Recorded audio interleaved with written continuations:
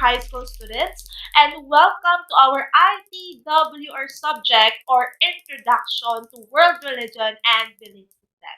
So for today's video and for today's session, we're gonna talk about our lesson 3 or module 3, which is the influence of religion to culture and society. So these are the set of objectives that we need to accomplish for today's session. So number 1, identify the different influences of religion. Number 2, analyze how religion influences culture and society. And number 3, demonstrate an understanding of the effects of religion, positive and negative. So since yan ang pag-uusapan natin sa araw na ito, it's better na i-define muna natin yung mga words like culture and society. So when we talk about culture, ano kaya yung tinatawag natin culture? Okay? So when we say culture, once again, and it's a way of living of a group of people which includes behavior, beliefs, and values that is transmitted from one generation to another. Ibig sabihin, again, ang culture po ay yung kabuuhan, no? Kabuuhan o pangkalahatang pamumuhay ng mga tao na kung saan nakasanayan na nila itong gawin. And at the same time, it is transmitted from one generation to another. No, like for example na lang, no? Like for example, ng mga culture na may kaugnayan sa religion ay yung pag-celebrate natin ng Christmas, di ba? Holy Week, binyag, kasal, and other ceremonies. Di ba? Lahat ng ito ay naging part ng mga nakasanayan natin na gawin in our daily lives. And these things are part of our culture. And it is related to our religion. So pag nag-celebrate tayo ng Christmas, di ba? Yearly. Part na ng culture natin yan, ng ating way of life. And yung pag-celebrate ng Christmas ay in connection po sa kinabibilangan natin ng religion, especially if you are a Catholic. Okay? Or if you believe in the teachings of Christianity. Yan. So, may connection ng culture to religion, right? Okay, so next, aside from culture to religion, syempre, makikita natin may kaugnayan at malaki rin po ang relationship ng society to religion. Okay, so when we talk about society, society is an organized group of people whose members interact frequently and have a common territory or culture. Okay, so in other words, once na tayo ay nakatira sa isang lugar with the same way of living and share common cultural traits, we can consider it as society. And when it comes to its characteristic, obviously naman, di ba, society at large. No? Especially kapag pinagsama-sama natin yung mga bumubuo dito, like lahat ng kinds ng family, or lahat ng group of institutions or cooperatives, once na pinagsama-sama sila, it becomes bigger and bigger, di ba? Therefore, it reflects the word society. Okay? So, ano nga ba yung effects talaga ng religion in our way of living or our culture and of course sa ating society? So, to know more about it, let's know and let's divide the effects of religion into two parts. So, meron po tayong effects of religion, merong positive effects, and at the same time, merong negative effects of religion. So, let's start muna dito sa positive effects. Ito muna yung ating pag-usapan. At ang pinakauna sa positive effect ng religion ay it promotes social harmony. In Tagalog, ano ba? What is the meaning of harmony? Or what is the synonymous term when we hear the word harmony? Diba? It means pagkakaisa and pagkakasundo. Or merong union sa pagitan ng mga tao in a society. So kapag tayo ay nagsisimba, umaattend ng mga church gathering and ceremonies, it speaks already the word harmony. Na because of that religious gatherings, nagkakaroon ng pagkakaisa at pagkakasundo ang mga tao dahil meron silang iisang pinapaniwalaan. So that's one of the positive effects of religion. And it promotes social harmony. Okay? So So next, number 2, provides social change. Social change. Okay? So, kapag may mga issue, kasiraan, problem, abuse, and violence na nakikita ang mga members of religious group sa society, di ba ano yung ginagawa nila? Ang ginagawa nila, di ba nagsasalita sila? Nag-e-express sila. And with that, yung mga leaders na ito ang gumagawa rin ng way para maitama yung mga pagkakamali na nakikita nila. Since ang religion, ang purpose niya is to act and behave in accordance to the will of God, which is what? To do good, di ba? So kung ang nakikita ng mga religious group na ito ay puro kasiraan at violence, gumagawa rin po sila ng change, gumagawa rin sila ng way para mabawasan or mawala ito dahil against ito sa objective ng lahat na maging mabuti. So, di ba may mga instances na before magkaroon ng law, 'di ba? Bill muna siya. So sometimes kapag against yung ipapasang batas uh, sa mga tao, sometimes yung religion na kinabibilangan natin, they express themselves na hindi ito pwede, na mali ito sa pananampalataya ng sanglibutan. So in that way, it provides social change. So kapag itong mga leaders na ito, religious group na ito, ay may nakita silang kasiraan, may nakita silang issue, yan, tinatama nila ito sa way kung ano yung pagkakaalam nila base dun sa religion na nakikita nila, na kinabibilangan nila. Okay? So that's the number 2 positive effects. Provide social change. Number 3 naman, gives positive goal in life. So class, when we believe in God, or when we feel that we have the strong connection to Him, ang nangyayari sa atin ay nagiging positive tayo, nabubuhayan tayo ng loob na kahit na may problema, ang mahalaga buhay tayo at soon matutupad natin yung goals natin, di ba? And with that, religion helps us to be positive. At the same time, yung mga stories na meron sa religion na yon, especially yung mga missions, problems, and challenges na pagtagumpayan, it will inspire people na walang hindi kayang gawin ng Supreme Being as long as meron tayong strong connection sa Kanya. And therefore, our religion gives us positive goal in life. Okay?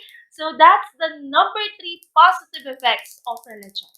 Next, number 4, sense of belongingness. Okay, belongingness. According to one of the popular saying that no man is an island, o walang sino man ay nabubuhay para sa sarili niya lamang, it speaks already na we need the helping hand of each other. Okay? And napaka-visible po nito sa bawat religion na kinabibilangan natin. Wherein nagkakaroon po ng pagtutulungan. Nagtutulungan tayo, mapamahirap man yan o mayaman. Basta may pinagdadaanan, di ba? At pag pumasok tayo sa church, di ba? Hindi naman nakahiwala yung mayaman sa mahirap. In that way, through our practices, it engage us to feel this sense of belongingness. Kapag may religion tayong kinabibilangan, we feel that we are belong. Okay? We satisfy, sometimes we satisfy our selves na kailangan nating makihalubilo, na kailangan nating makipag-interact sa tao. Okay? So, one of the positive effects of religion is it gives a sense of belongingness. Okay? That's number 4 positive effects of religion. And number 5, explain the unknown. Okay? Explain the unknown. Diba? Kapag may batang nagtatanong sa atin, like, nasan si mama? No? Kasi kasi nga patay na yung mama niya, no? Ang usual na sagot ng kamag-anak ay di ba usual na sagot ng kamag-anak, nasa heaven na siya, kasama na niya si Papa God, so something like that. No? In this way, class, our religion gives answer to man's question of the origin of life and the destination after death. So dahil may written record, and at the same time, may mga central stories ang bawat religion na sasagot kahit paano saan tayo nanggaling, sino si God, paano nagsimula ang mundo, or saan tayo mapupunta kapag tayo ay namamatay. So there is um, explanation ng mga bagay na nasa paligid natin at kung bakit tayo nandito. Okay? Isa yan sa positive effects of religion. But the problem here is it valid? Is it real? Ayan. So, yun lamang po. But our religion explains the unknown and we consider it as one of the positive effects of religion. Okay? So, lastly, the last positive effects is, ayan, provides moral values. 'Di ba? Most of the time, our religion help us to distinguish right from wrong or good to evil. So in that way, isa yon sa magandang effect ng religion. Dahil tinuturuan tayo nito na maging mabuti at kung paano makipagkapwa-tao, makitungo ng maganda sa kapwa mo, mapamahirap man yan o mayaman. At kung paano tayo mag-behave. Yan. So, that's one of the moral values na tinuturo sa atin ng religion, no? And isa nga sa best example nito ay yung mga nasusulat na nga lamang sa ating Ten Commandments. And yung ginagawang turo din sa atin ng mga mahal nating katikista. Because one of the basic tenets of religion is to do good. So, therefore, religion provides moral values. Okay? So, iyan yan. Isa yan sa magandang halimbawa no, ng religion or positive effects ng religion ay nagbibigay sila ng guidelines. They set rules on how to behave in accordance to the society. Okay? Pero bakit marami pa rin?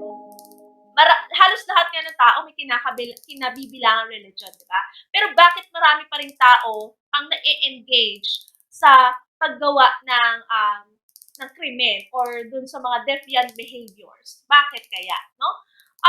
Plus, ang religion, ang purpose niya is magbigay sa atin ng guidelines, magbigay sa atin ng rules, magbigay sa atin ng moral codes o moral values. But at the end of the day, sa atin pa rin as a human being or as a person, magsisimula ang pagbabago. No, nasa atin pa rin kung susundin natin o hindi yung binigay na moral codes, na binigay na guidelines ng religion natin. Okay? So, once again, the positive effects of religion are, number one, promote social harmony. Number two, provide social change. Three, gives positive goal in life. Number four, sense of belongingness. Number five, explain the unknown. And lastly, provides moral values. So those are the positive effects of religion. Okay? So next, if there were good or positive effects, syempre, meron ding negative effects. In what way? Paano ba nagkakaroon ng negative effects? At ano ang negative effects ng religion? So, number one, it triggers conflicts and fight. Ayan, isa yan sa mga visible na negative effect ng religion. Dahil marami at iba-iba ang paniniwala ng tao, nagkakaroon po ng hatred. And therefore, it triggers conflicts and fight. Like for example, may iba, no? May ibang mga tao, sabi ng iba, mahal kami ng Diyos, kaya kami lang ang maliligtas sa mundo. So kapag no, nakarinig tayo ng gano'n, mapapalingon ka na lang talaga, no? And sometimes dun sa mga ganong klase ng pananalita, paraan ng pag-express, nagkakaroon ng issue, di ba? So yung iba naman, kapag hindi ka kabilang sa religion nila, they think na sila ang superior. Like what Hitler did, or may superiority complex, kumbaga. Like what Hitler did to Jews. Nagkaroon siya ng galit sa mga Hudyo dahil ang Diyos daw ang pinili ng Panginoon na bubuo sa sanlibutan, no? Kasi yun nga, nagkaroon ng galit ang mga Hudyo kasi they think na ang Nazi and Germany ay superior. Kaya ang ginawa nila, pinagpapatay po nila noon yung mga Jews na umabot to 6 million yung kanilang nabatay na to the point na gusto nila i-wipe out lahat ng Jews. At yung makasaysayang malawakang pagpatay po na ito ay tinatawag natin as Holocaust. So because of that, dahil pinili ng Panginoon yung mga Jews bilang mag-represent ng mabuong sanlibutan, itong Nazi, itong Germany, na-trigger sila, no? At gusto nila maging superior sila sa lahat ng race, mapa-culture man yan, mapa-economy man yan, mapa-religion man yan. So therefore, religion triggers conflicts and fights. No, and that's one of the example of it. That's the Holocaust. Now, next, another example po is this one. Okay, class, before, meron pong tinatawag na holy wars. People are fighting for their holy land. And religions such as Christianity and Islam are fighting over their territory. Wherein kaya po nagkaroon ng holy war or crusada or crusade, no, that time is to stop the expansion ng Muslim states na i-reclaim yung holy land ng Christianity sa Middle East. And umabot pa nga ito, no, itong labanan na ito sa 8 series. And yung labanan po na ito, I we call it as crusades or crusada. Now, because of that land, because of that holy land, na napaka valuable sa dalawang magkaibang religion na ito, na Christianity and Islam, ay talagang willing po silang makipagpatayan and ayan. So, nakikita ninyo yung negative effect ng religion. Yan, it triggers conflicts and fight. So, even before, during our historical times, napaka-visible and present na rin po talaga yung conflicts and fight when it comes to religion. So, hindi lamang po ngayon, medyo nalilimitahan na nga lamang po ngayon, but before, napaka-visible din. Okay, next, negative effects of religion is it causes discrimination. So sabi dito, issues on religious tolerance that is derived from fanaticism results to racism and violence. The notion of having the right religion while categorizing other religions is extremely biased and discriminatory. Katulad nga lamang nung nabanggit ko kanina, 'di ba? May iba binabanggit nila, no? Sabi nila, mahal kami ng Diyos, kami lang ang maliligtas sa mundo. So in that way, meron ng discrimination.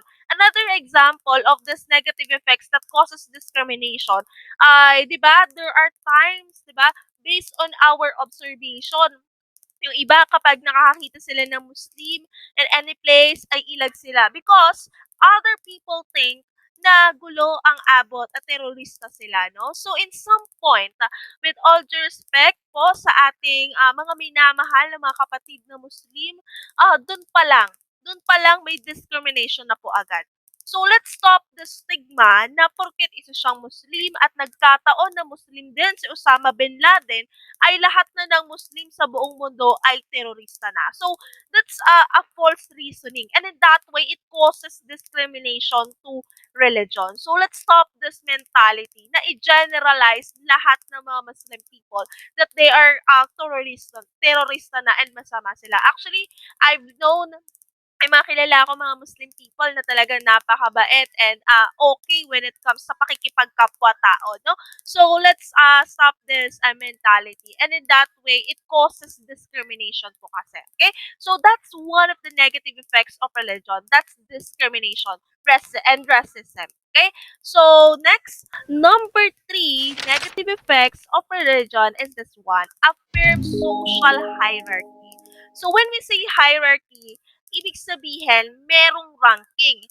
May mga ancient religions po na gumagamit ng ranking. Like for example, ang caste system ng India, no, sa religion po nila na Hinduism, meron silang social ranking na kapag naging mabuti ka, habang nabubuhay ka, in your reincarnation or in your rebirth, sa muli mong pagkabuhay, is pwede kang maging iba, yung maging katayuan mo.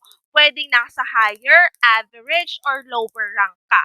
And we can say that it's negative po in a way that it made the people unduly conscious of their own castes.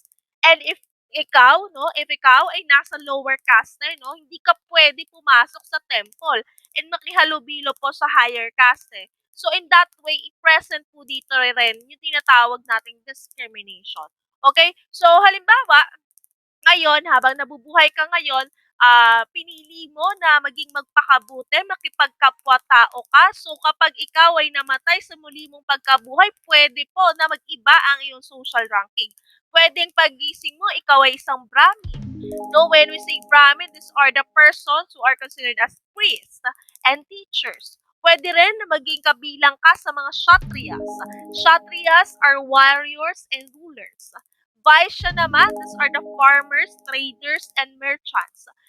Sudra or Shudras, these are the laborers. And lastly, ay mga tinatawag nating outcast. Yung mga wala talaga dyan, labas na sa caste system. These are the Dalits. These are the people who are considered as street sweepers and latrine cleaners, which is hindi po sila pwedeng pumasok sa temple and makahalubilo sa higher caste. So, ayan, ibig sabihin, naging masama sila or hindi sila naging mabuti nung sila ay nabubuhay pa before or in their past life. So, in that way, it reflects the society rin mismo. So, ang mangyari, iilagan ka rin, no? So, ayan, and that's one of the negative effects of religion. It affirms social hierarchy. Nagkakaroon ng hierarchy when it comes to the society because of that.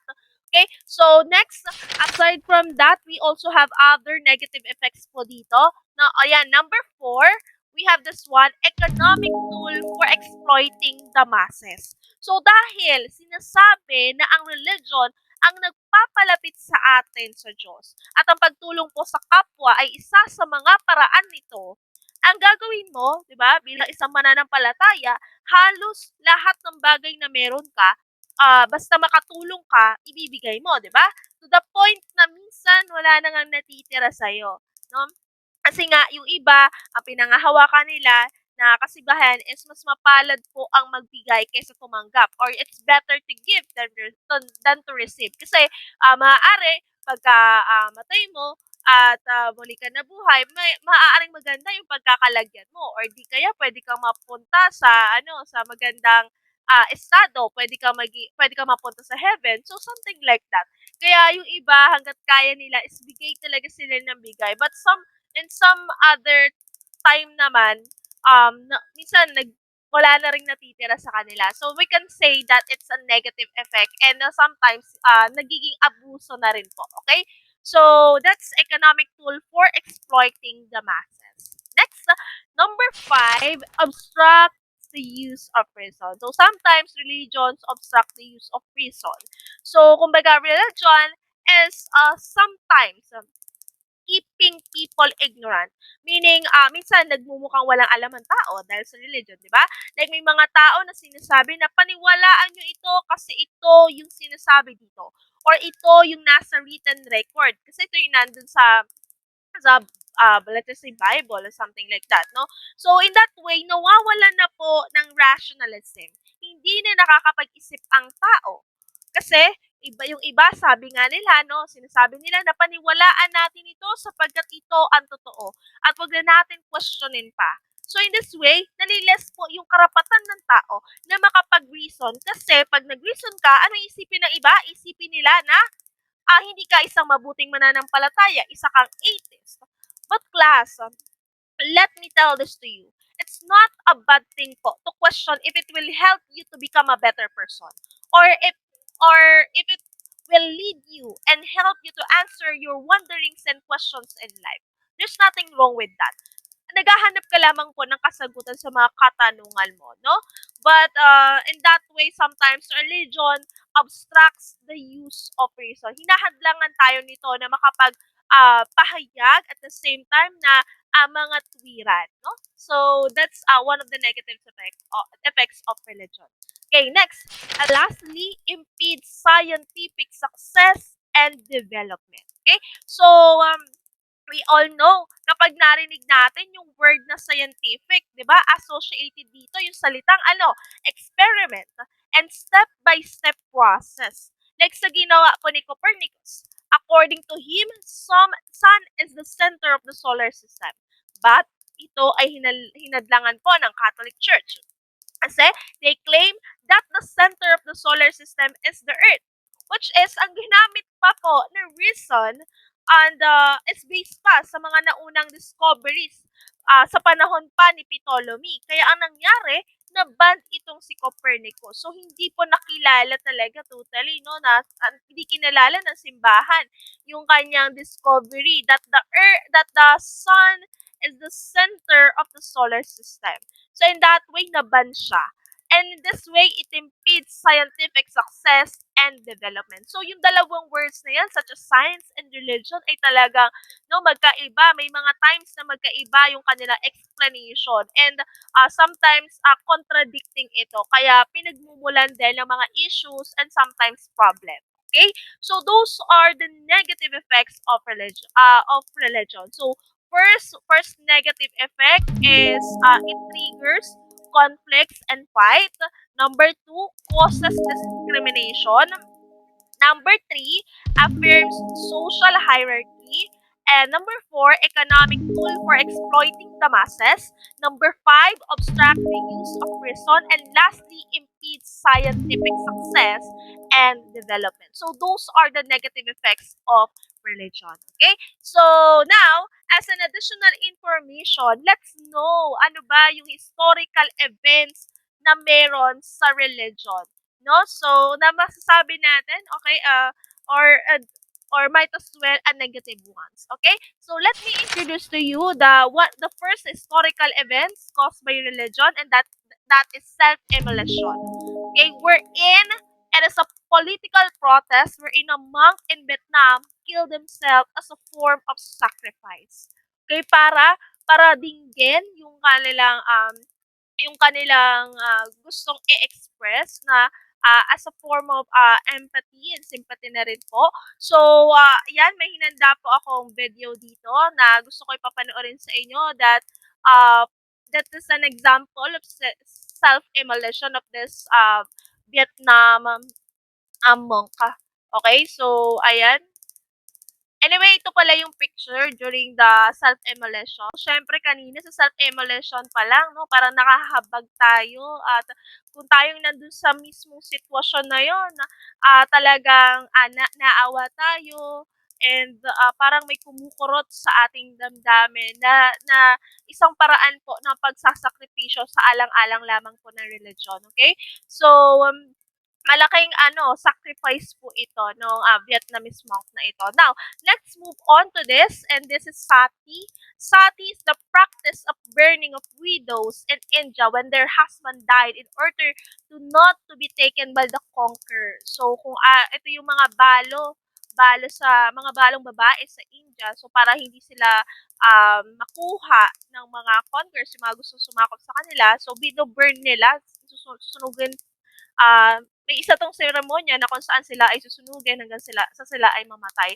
So next, historical events po. So sana po tayo naka-move on na dito sa pagsusunog na nagaganap at masabi natin masakit at kung tayo man yung lumagay sa sitwasyon ng mga taong ito ay talagang tayo ay makakaramdam ng kirot sa ating mga damdamin. So now, let's move on to another historical event, and that is Inquisition. So Inquisition, this was set out by the Catholic Church in order to punish the heresy throughout the Europe, Americas, and those that were conquered by these nations. So when we say heresy, ito po yung mga taong tumutuligsa or hindi naniniwala sa teachings ng Catholic Church before. So, kaya po sila ay pinapapatay, and ito rin po yung mga taong na-engage na tinatawag nating witchcraft. Sila ay pinapapatay. Okay? So, these are an example. This picture is an example of an inquisition na kung nakita nyo, nakabitin siya, no? At hanggang sa siya ay mamatay. Another example is this one. Merong gulong dito na malaki na kung saan tinali yung tao hanggang sa paiikutin yung gulong hanggang sa siya ay mamatay. And another thing din po ay itong pagpapako sa krus na alam din natin. This is an example of Inquisition. Isa rin pong kilala dito sa bansa natin, sa Philippines, is the guillotine or the garrote na rin po na ginawa sa tatlong paring Gomburza, si Gomez, Zamora, and si Burgos. So, yan. This is an example of Inquisition wherein ito yung mga tao na hindi po sumusunod, yung may maling pananampalataya or I mean, hindi naniniwala sa core teachings ng Christianity before. So, yan yung ginagawa sa kanila and yung mga tao rin na na-engage sa witchcraft, ganyan din yung ginagawa po, no? Na paraan para sila ay mamatay. Okay? So, ayan, isa pang karumaldumal na pangyayari in our historical times which caused by religion. Okay? So, ayan, that's just an additional information po, no? So now, ano nga ba talaga yung kaugnayan? Ano ba yung impluwensya ng religion to culture and society? So magkakaroon tayo dito ng maraming examples, okay? So, sabi dito, religion is the earliest form of society. A human sense of togetherness was developed through similar experiences with others, which was strengthened by the trust and integrity established by the religion. So, yan, I am here. So, same as what I have mentioned earlier, diba, our religions promote promotes harmony and it is strengthens our bond to other people. So now I want you to look at this picture. I have here set a picture and I just want to ask, ano yung nabubuo ninyong idea once na nakita nyo ang set of pictures na ito? Okay, so I'm giving you 5 seconds to analyze these pictures carefully. And then, tingnan natin ano ba yung mga pumapasok sa isipan ninyo. Okay, so your 5 seconds is already ended. Yan. So, in this way, ano kaya yung ating na-analyze once na ito ay ating nakita? I know meron kayong mga words, I know may mga idea, I know meron kayong mga naiisip ngayon kung ano nga ba yung nire-represent ng mga pictures na ito. So, in this way, in this case, religion affects the culture and the society specifically in the country of India. So in India, hindi po sila kumakain ng baka dahil sa kanilang kinikilalang religion. So cows are considered as sacred. Kasi po naniniwala sila sa concept or sa konsepto ng ahimsa. Ahimsa which means no to violence. Again, ahimsa, no to violence. No, yung religion, masasabi natin na naaapektuhan niya yung culture and society sa isang lugar like this one, no, di nila kinakain yung baka kasi para sa kanila ito ay banal. Dahil yung kanilang mga gods and goddesses ay naninirahan po sa katawan ng baka. Kaya nga kung may mga nakita kayo na palabas or news sa TV na ang mga baka ay hinahayaan lang po nila na magpagala-gala at nagkukos ng traffic jam and at the same time binibihisan pa nila, normal lang po ito sa kanila. Pero kung ikaw, no, kung tayo yung pupunta doon sa bansa na yon at ganito yung makita natin, yes, maa-amaze po tayo. And masasabi natin, mapapaisip talaga tayo, no? Mapapaisip talaga tayo, paano at bakit, di ba? So, ayan, isa yan sa halimbawa po ng influence of religion to culture and society, lalong-lalo na po sa bansa na India. Okay?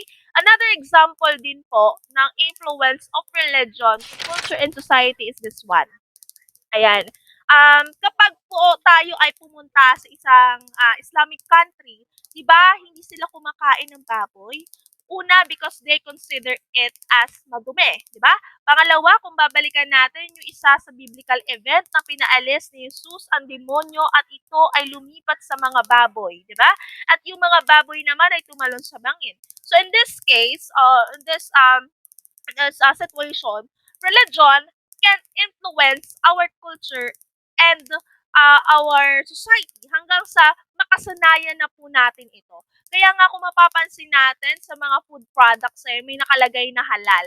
No, ibig sabihin pwede ito sa mga Muslim people, sa members ng Muslim community. Okay? So kasi nakasanayan na ito na gawin. And when we talk about haram, ito naman yung against dun sa paniniwala ng Muslim people or nasa katuruan ng Islam na hindi po pwede katulad ng baboy, 'di ba? Haram po 'iyon. Hindi po pwedeng kainin ito sa base sa kanila, no, sa Muslim. Okay? So those are examples of influence of religion to culture and society na masasabi natin na malaki ang epekto ng religion natin sa pang-araw-araw natin na pamumuhay at sa mga nakaka-interact natin na tao. Okay?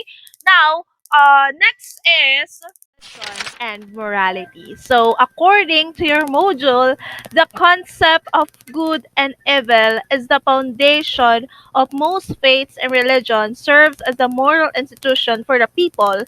Religious practices, beliefs, and moral codes ensures that the will of God or God is followed as well as a guidance on how the people will be able to live together in peaceful harmony. Ayan, no? So, we know wala namang religion, 'di ba? Ang pinopromote ay kasamaan, no? Most of the religion promotes act in accordance in the will of God na maging mabuti at magpakabuti. Kaya nga yung majority of the religion ay may mga sinusunod na moral codes because this will serve as guidance to determine good and evil and from right to wrong, 'di ba?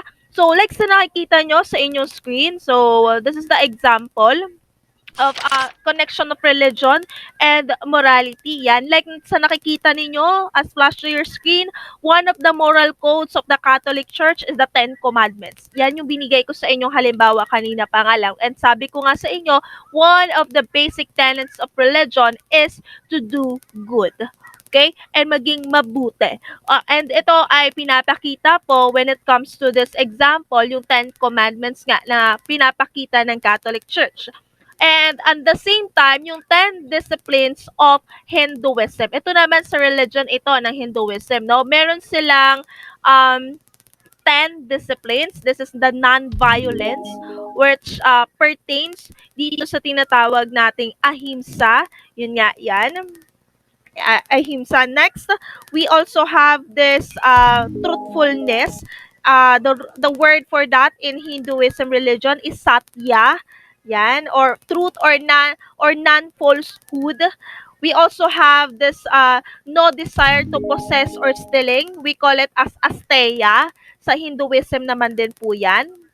And number four, celibacy or sense of control and no to adultery.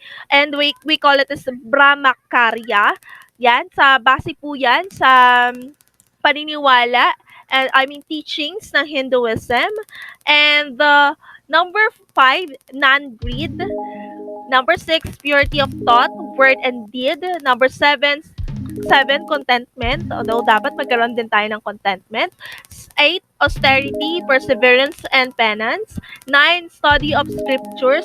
10, surrendering to God with faithful, loving devotion and having this regular prayer. So those are the connection of religion and morality na sinabi ko nga sa inyo which promotes good and maging mabuti tayo bilang isang mananampalataya. Okay, maging mabuti bilang isang tao. So that's the connection of religion to morality. Another, how about the challenges to faith naman, no? With our faith, yan, hindi po yan mawawala. Like, there are some scholars who question about the validity of religion. They argue that there are logical, consistent, and scientific explanations in everything that is happening around us rather than faith. So, yung challenge na yan about the validity and reality of religion is still trying to explain ba rin, no, by the rationals. Kaya it triggers conflicts and sometimes issues din po. Okay? So lastly, aside from the challenges to faith, we also have these changes in religion. So due to the unending changes, most religions have adapted while others choose to remain as in. No, and recollection of the previous lesson natin, religion was initially for the granting of rain, okay? Granting of rain, sun, crops, etc. by the gods. People appease them in order to get what they need. as the time changes, no, religion become developed. Okay, religion develop into personal relationship with the supernatural and the belief in one God, such as the example nga po, it's the adaptation of Judaism. Yet the change did not end here. It is continuous. Okay? So sabi nga nila, change is the only constant thing in this world. Kaya kung napapansin natin before, 'di ba? Sumasamba tayo sa mga bagay na nasa paligid natin. We are considered before as polytheistic, 'di ba? But and animistic na rin po. But because of that constant change, may mga umuusbong na other religions. And ito po ay patuloy nang nadadagdagan and dumadami. But I want you guys to bear in mind that um, there is no right or wrong religion. Every religion matters.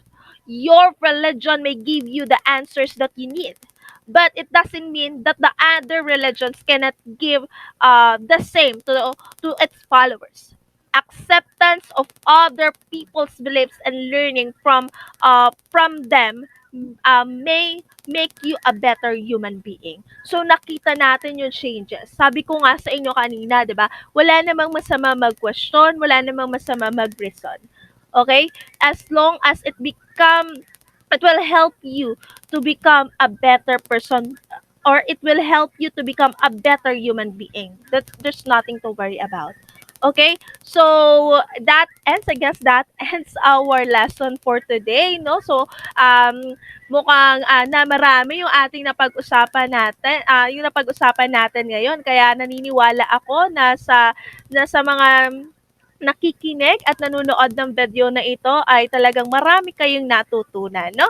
So, for your takeaways and important things to remember, kindly continue watching this video. So, here are your key points or the things that you need to remember for our session for today.